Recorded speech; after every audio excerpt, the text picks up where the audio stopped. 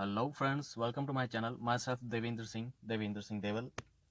We are learning Theory of Machine Quick Revision courses. In this course, I have taken 4 lessons or 4 videos.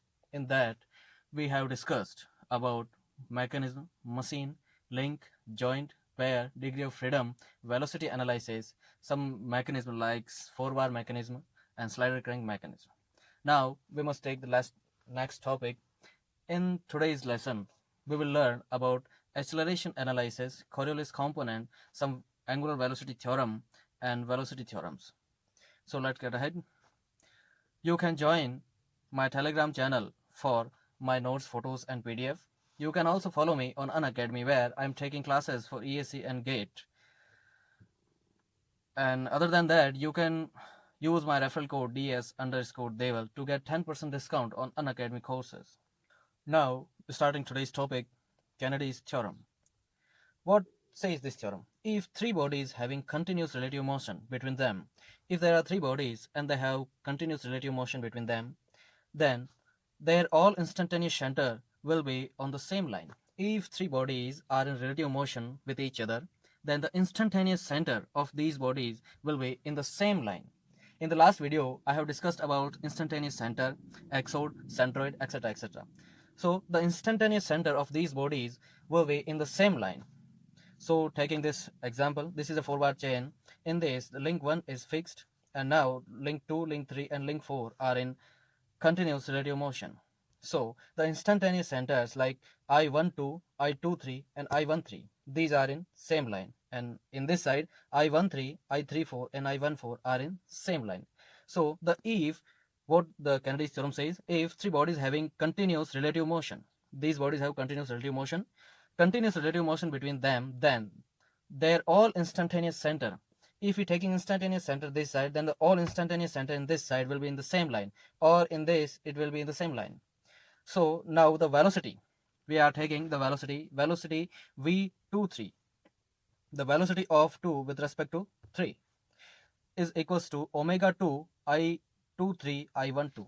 We have discussed in velocity analysis how to take these velocities. So if you are not getting this, please view the last video. Will be equal to omega 3 equals to I23 minus I13. We have transformed this into this because the instantaneous center are in same line. The next theorem, angular velocity ratio theorem. In this, we generally find the angular velocity ratio. By these ratios, we can find instantaneous centers and angular velocities. So what the theorem says, used to find angular velocity of a link, we can find the angular velocity of any link. The angular velocity ratio of two links relative to the third link is inversely proportional. The angular velocity ratio, the ratio of angular velocity of two links is inversely proportional to the third one, to the distance of their common instantaneous center of their respective center of rotation. So now taking omega 2 into I24 into I12 equals to omega 4 I24 into I14. These are the angular velocities as we are taken by the velocity analysis. So if you are not getting, refer the last video. This is the diagram. We are taking 4-bar mechanism. Here we are taking the angular velocities and the instantaneous centers. If the three bodies are moving in the same direction, relative motion with each other, then the instantaneous centers of these three will be in the same line. So we are taking I12, I13, I34, I14. And for this, in this line, we are taking I24, I12, and I14. So we are transforming these, and omega 2 into I24 into I12. This is the distance from I24 to I12. And omega 4 into the distances I24 into I14. This is the distance between the instantaneous centers. So now taking omega 4 upon omega 2, this is the angular velocity ratio, is equals to I24 into I12 upon I24 into I14. So the angular velocity ratio of two links relative to the third link is inversely proportional.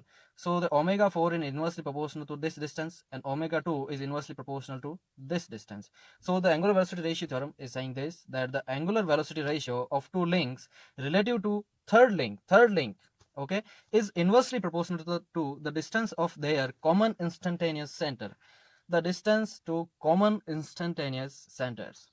we must learn this word, the common instantaneous centers, the distance of their common instantaneous centers. So the next topic, angular acceleration analysis or acceleration analysis. What is acceleration? Velocity, rate of velocity or change in velocity with time. Rate of change of velocity with respect to time is we called as acceleration. So A equals to dv by dt, rate of change of velocity. Then the acceleration act in the direction of change in velocity. In which direction acceleration will act? In which direction the velocity acts, in the same direction the acceleration will act. Okay, the acceleration act in the same direction as the velocity. Now this is the linear acceleration. A equals to dv by dt is the linear acceleration. Now what will be the tangential acceleration? Tangential acceleration is the same as linear acceleration, but we denote it by at. At equals to dv by dt in the direction of motion. This will also in the direction of the motion. Now centripetal or radial acceleration. When the body is moving or revolving, a force will act like a centripetal force and centrifugal force.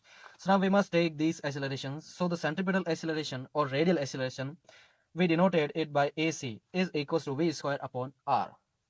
You know this formula, so I will not explain this. So angular or radial acceleration or centripetal acceleration is equals to AC equals to v square upon r towards the center of rotation. As you know, the centrifugal force and the centripetal force is towards the center and the centrifugal force is outward the center. So the centripetal or radial acceleration acts towards the center of rotation, and the formula of this AC equals to v square upon r. Tangential acceleration component AT occurs due to the angular acceleration of the link. Tangential acceleration always acts due to angular acceleration of the link. When the angular velocity, due to the angular velocity change with respect to time, the angular acceleration occurs, and due to this angular acceleration, the tangential component of acceleration AT occurs. The acceleration of intermediate points. Now this AT acts at the extreme points. Okay, at 0 point or at center the acceleration is 0, and the extreme point acceleration will be AT. So what about intermediate points? The acceleration of intermediate point on the link can be obtained by dividing the acceleration vectors in the same ratio as the point divides the line. We will divide the line ratio. We can say the line has x distance or the x length. Then if we find at any length we want to find the acceleration, then we divide the point. We divide the acceleration vectors by which the point divides the line in length. Okay. So now our last topic of this video, coriolis acceleration component. Here we are taking a link that is fixed. From this we are taking a link AR. This point is A. Okay, AR.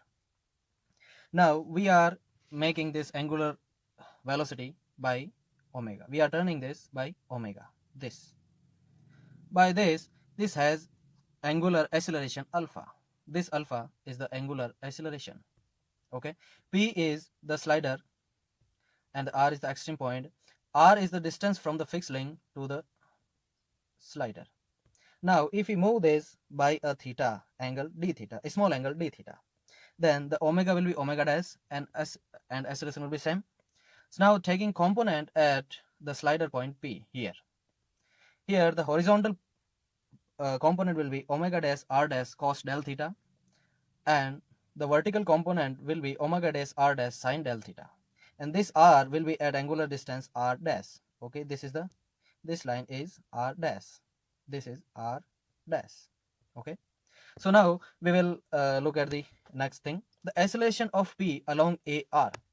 The acceleration of point P along AR, this lines the acceleration at this point on this AR link will be acceleration of slider. The slider will move at an acceleration because we impose angular velocity omega. Due to this, the change in velocity alpha, so the acceleration will develop in the slider. So the acceleration of slider is outward or minus the centrifugal acceleration, because the centrifugal acceleration will be towards the center and this is outward the center, though the mean acceleration or the resultant acceleration will be A minus omega square r. A equals to slider acceleration, omega square r equals to centrifugal acceleration. So this is the formula. So the acceleration of P along AR, the slider's acceleration will be A minus omega square r.